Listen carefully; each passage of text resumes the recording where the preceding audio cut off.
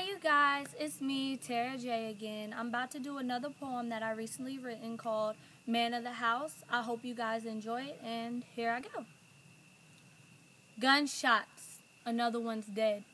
A hole in his chest, one in his head. Pride was the bullet, ego was the trigger. But why should they care? To them, it was just another nigger whom they assumed sooner or later was going to be put in prison. He was only 19. He only ran the streets because he was the man of the house and had to provide for his family since his father walked out and left his mother with 2 kids, laid off from her job, and the only income she had was his. Well, now it's none, 'cause like a son is gone, like the dreams he had of one day starting a business of his own. But now the world will never see his vision, because when his father walked out, the streets made the final decision.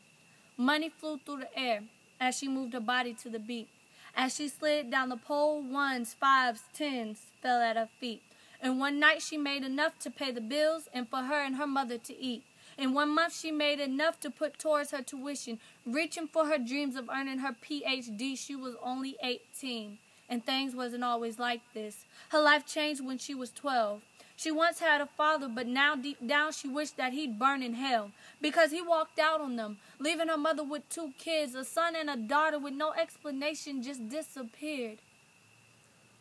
And her brother, who should be 23 now, is dead, buried 6 feet deep, because when her father walked out, he did what he had to and made money in the streets at 17.